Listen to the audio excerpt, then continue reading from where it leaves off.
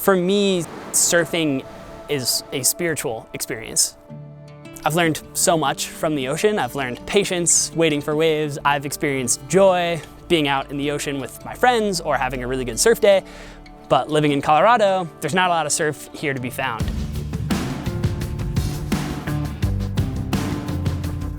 Getting connected to the rivers has kind of been my outlet for getting that spiritual connection to water. I found that even though I'm a surfer and I'm in this landlocked state of Colorado, I could still find that feeling. I could find that joy that I felt surfing, but now doing it in rivers.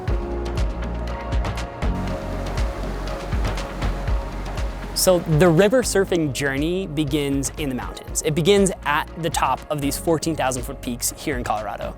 We are blessed with amazing amounts of skiing. That's what Colorado is known for. And that snow that makes Colorado so famous, eventually, in the springtime, will melt. The flow and the speed of these rivers is what allows these river surfing waves to occur. And so when there's less snow in the mountains, there's less water in the river, which means there's less surfing to be done. So as a river surfer, I'm a little bit scared of the future, knowing that this amazing recreational opportunity might not be around forever. And so the goal is to go and surf these waves before they disappear.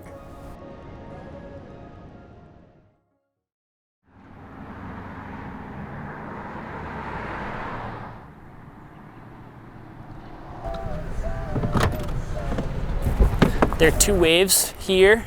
The first one is called Scout Wave. Second wave is called Scout Wave 2.0. Once they built Scout Wave 2.0, no one went to Scout Wave anymore. And I'm thinking of maybe surfing this one because there's like 10 people at that one and no one on this one. River is flowing.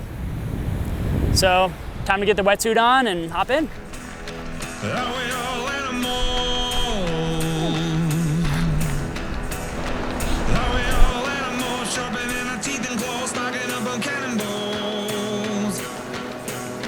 Living like nobody knows, they can't hold on to love and live by the law of the jungle.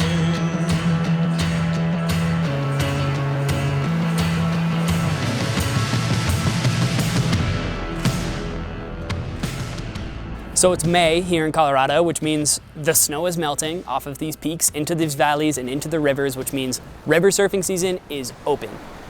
My favorite wave in Colorado is in Salida. They've built so much for river surfers in this town. There are wetsuit rental shops. There is a board manufacturing company that is located in Salida that has helped build this wave and has provided so many recreational opportunities. And although where I live in Boulder is a few hours away from Salida, I will, at the drop of a hat, take a trip to go surf this wave. It is absolutely worth it. When I first started river surfing, I felt like this fix of like, oh my gosh, like I can surf in Colorado. And then when I surfed this wave in Salida for the first time, I realized this is what river surfing is all about. The potential on this wave is so cool. As an amateur river surfer, I can have so much fun on it for sure, but there are people doing high performance moves on this wave, which is so fun and definitely worth the drive. So as the snow is melting and the rivers are running, it's a good time of year to go try to surf this wave before it disappears.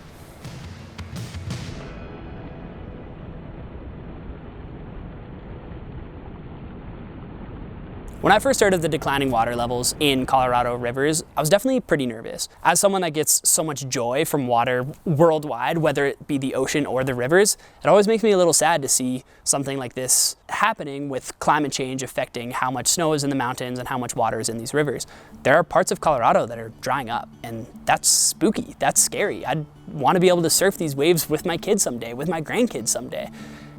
As an environmentalist, I can't help but feel a little bit nervous about these issues. I do think a lot of these environmental issues, there's so much doom and gloom when it comes to these conversations, but there are people that are doing really good work in getting water back to these rivers. So just finished up surfing, and now we're gonna head over to talk with Barrett and Tony from the Colorado Water Trust and learn more about what they're doing to bring water back into the rivers here in Colorado. Thanks so much for showing up. I'm so stoked. This is awesome. Yeah, I love it. So I'm Tony LaGreca, and I am the Stewardship Manager for the Colorado Water Trust.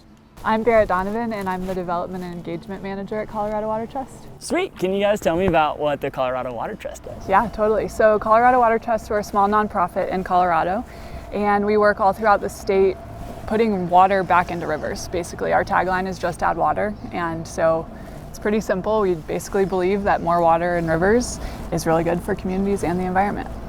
Could you walk me through like what the scenario, like what's the current situation like in Colorado? What's the state of water here? I would say climate change, really big issue. In terms of rivers and water, climate change is causing summers to be hotter than they've been in the past and oftentimes drier than they've been in the past as well. And then in the winters, we're seeing less snowfall or we're seeing higher temperatures more quickly in the season, so it causes the snow to melt faster. And so generally that means that there's just less water flowing into the rivers throughout the season because of those climatic changes. For the longest time, you could not use water in any way that wasn't these kind of three ways: municipal, industrial, and agricultural. But in the 70s, the state recognized that in-stream flow has a use. And that's where we come in. So we come in and we work on in-stream flow acquisitions for the benefit of the environment and the waters of the state. Yeah, so basically in-stream flow is just water flowing through the river. So in-stream flow of water. Just water for the environment, basically. That's the use. So it's pretty cool that that recognizes that it's not only a human consumption as a use, but that actually putting it for the environment is a viable use. Why is in-stream flow important? Like, why is it important to have water downriver? So it's important to have water in rivers for a lot of different reasons. For the environment, you need it for fish, obviously. You need it for the aquatic species, bugs, plants. If you have a dried up river, not a lot's going to live there. So just kind of very basic ecology, you need water for that purpose. Community-wise, it's really important to have water in the river. I mean, if there wasn't enough water, you wouldn't be able to surf, people wouldn't be able to raft, you wouldn't be able to kayak, fish, all of that. You guys want to walk down next to the river for a hot sec? Sure, Just yeah. check out the wave. Sure. Coming at it from surfing, I'm like, it's so cool. This is so cool. I feel like if I was just like, yeah, I paddleboarded a couple times, I'd look at this and be like, this is terrifying. Like, that looks so scary. It's like 12 feet tall and looks like it's gonna just eat you. So the flow goes from subcritical to supercritical, and when that happens, you get a wave. Supercritical. And you perform your supercritical move on your supercritical wave. River surfing waves are just so cool. They form in like the most unique ways. And I just love that nature just like naturally does this. And as humans, we decided like, hey, let's be innovative and like take this thing that occurs in nature and like make it bigger and better and more optimal for surfing. Just so cool. So water in rivers flows downstream. When it hits an object, it will flow over that object. When the object is high enough, the water will hit that and sort of start to make this standing wave. So it's a balance between the shape of the riverbed and the amount of water that's flowing over it. And the sensation of this is wild compared to ocean surfing. When you're surfing in the ocean, you're going through space. You're moving, you're going 30 miles an hour down the line, and you feel like the rush of the wind and you feel like you're really moving. River surfing, you still feel like you're really moving on your feet because the water moving underneath your board is pretty fast, but it's a really bizarre sensation because you're actually standing still. The wave that we surf in Salida, is a manufactured man-made wave. So the bottom of the river is actually concrete and it is made so that it is optimal for surfing. So it's a recreationally designed whitewater park to have these effects of surfing, but even outside of water parks, these sorts of waves exist as well. Surfing feels different here. Of course, we're in the Rocky Mountains and it feels like a little bit of a foreign place to be putting on a wetsuit and getting your board and hopping in, but it also feels delicate. It feels like it can disappear at any moment. And later in the fall, it does disappear. You can't surf year-round here. And trust me, I've tried. That was a pretty unsuccessful surfing endeavor. This isn't a sport that is totally safe from the threats of climate change. As water dries up, so do our surfing opportunities. The more value that people have put on recreation, they put on that water flowing the river, the more people care about that, the harder it is for big changes to just like discount recreation or discount the environment. Go surf, go wade on your river, go fishing, go do that, because any big projects, anything that happens with water, if there's people who care, but who, because they went out and surfed and they're involved, those users now have like a voice at the table. There's wins for everybody. We just have to find them. And because people go out and recreate and because people care, now those wins have to include them. Recreation in rivers gets people to care about rivers. You know, I was drawn to the Water Trust to work at the Water Trust because our projects are so impactful in really specific locations. And so to be able to do something that is making a tangible difference, even if it's on kind of a smaller scale, I think gives me hope. And I think that's kind of what we all need to be able to do, is find one thing that we're really passionate about and able to make a difference on that, and then it kind of ripples up, because it's really easy to get bogged down in the big stuff, and then if you're paralyzed, nothing's going to happen. So if you can do something, it feels good.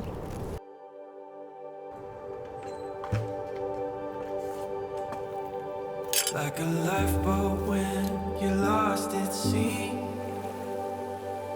I will carry you when it's hard to breathe. Should your eyes grow tired but you can't sleep, my love, don't let go, hold on to me. It's not about where the water comes from, these snowy peaks or these beautiful winding river valleys. It's about where it goes, to the food we eat, to the places we power, and the people we meet. Surfing has always brought me so much joy, but it's sometimes hard to stay optimistic in a situation like this. When I meet inspiring people like Barrett and Tony from the Colorado Water Trust, I can't help but get excited about what the future can bring. There are people doing what they can to bring this joy that I feel to other people by protecting these beautiful places. While the barriers facing the rivers in Colorado are significant, there remains a powerful current of hope and resilience in our actions and innovations. Communities, governments, and organizations are coming together like never before, combining traditional knowledge with new technologies to forge solutions that not only sustain, but replenish the lifeblood of the West. By embracing water conservation, sustainable policies, and valuing every drop, just like the Colorado Water Trust are doing, we're not just adapting, we are leading the way toward a more balanced and water-wise future.